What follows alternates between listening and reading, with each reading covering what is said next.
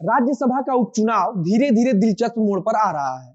राजद की तरफ से MY समीकरण को ध्यान में रखकर अब्दुल बारी सिद्दीकी का नाम चर्चा में है। आपको बताएंगे अब्दुल बारी सिद्दीकी के बारे में, जिन्हें कभी वंदे मातरम गाना अपने आस्था के खिलाफ लगता है तो कभी देश के प्रधानमंत्री को दंगाई CM की उपाधि देते हैं। कहा जाता है कि अब्दुल बारी सिद्दीकी का परिवार खुद में धार्मिक सौहार्द का बड़ा उदाहरण है।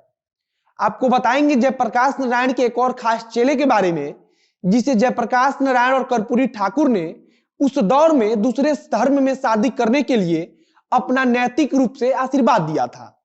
जयप्रकाश नारायण के आंदोलन की एक और उपज अब्दुल बारी सिद्दीकी बिहार में राजद के लिए मुसलमानों के सबसे बड़े चेहरों में से एक है।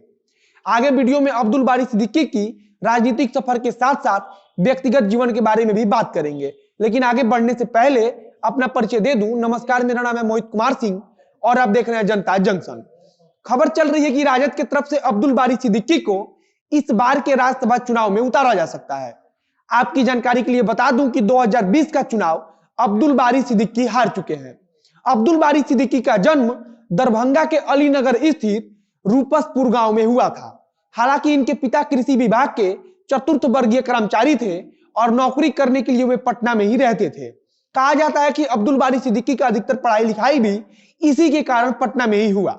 सिद्दीकी का पढ़ाई लिखाई AM कॉलेज से हुआ है। बिहार में उस दौर के अन्य नेताओं की भांति ही अब्दुल बारी भी छात्र राजनीति के समय से ही राजनीति में सक्रिय हो गए थे। कॉलेज के दौरान ही अब्दुल बारी जयप्रकाश नारायण के आंदोलन से जुड़ गए। कहा जाता है कि अब्दुल बारी जयप्रकाश नारायण के सबसे खास चेलों में से एक है। अब्दुल बारी ने सबसे पहला चुनाव 1977 में लोकदल के टिकट पर दरभंगा के बहेड़ा विधानसभा क्षेत्र से लड़ा और उस चुनाव में कांग्रेस के हरिनाथ मिश्र को हराकर विधायक भी बन गए। कर्पूरी ठाकुर के हाथ में जब बिहार की सत्ता आई तब उन्हें कर्पूरी ठाकुर के मंत्रिमंडल में संसदीय कार्य मंत्रालय का पदभार दिया गया। पहली बार अब्दुल बारी सिद्दीकी चुनाव जीतने के बाद मंत्री भी बन गए थे। हालांकि इसके बाद उनके जीवन का बुरा दौर शुरू होने वाला था। 1977 के बाद 1980, 1985 और 1990 तक लगातार 3 चुनावों में उन्हें हार का सामना करना पड़ा। 1992 में बिहार विधान परिषद के सदस्य चुने गए। इसके बाद 1995 में बिहार विधानसभा का चुनाव जीतकर एक बार फिर से विधानसभा में पहुंचे।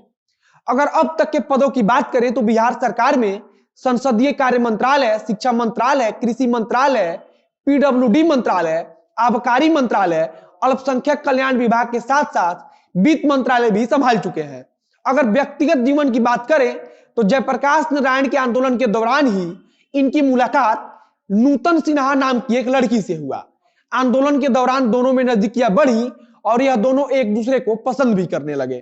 कहा जाता है कि उस समय अब्दुल बारी सिद्दीकी का परिवार इस शादी के लिए राजी नहीं था, लेकिन अब्दुल बारी ने परिवार के खिलाफ जाकर नूतन सिन्हा से शादी कर लिया।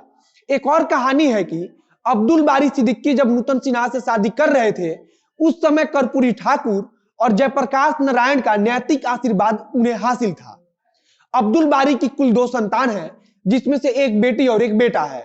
बेटी का नाम खुशबू बारी है जो सर्वोच्च न्यायालय में अधिवक्ता है, तो वहीं बेटा अनीस बारी पेशे से कंप्यूटर इंजीनियर है। अब्दुल बारी सिद्दीकी ने 2019 के अप्रैल में एक बयान दिया था जिस पर खासा बवाल भी मचा था। अब्दुल बारी सिद्दीकी ने कहा था कि वंदे मातरम गाना हमारे आस्था के खिलाफ है। वहीं भारत माता की जय पर उन्होंने कहा था कि भारत माता की जय बोला जा सकता है। इसी साल 2020 में प्रधानमंत्री नरेंद्र मोदी को लेकर कहा था कि उन्हें लग ही नहीं रहा कि वह एक राज्य के दंगाई CM नहीं बल्कि देश के PM है। फिलहाल आज तक अब्दुल बारी सिद्दीकी लगातार 6 बार विधायक तो वहीं कुल 7 बार विधायक रह चुके हैं।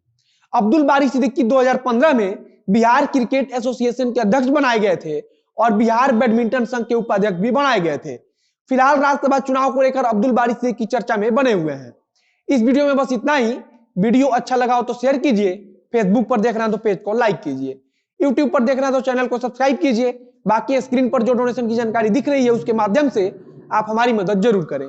मिलते हैं फिर बहुत जल्द अगले वीडियो में। कैमरे के पीछे खड़े हैं वरुण झा और मैं मोहित कुमार सिंह।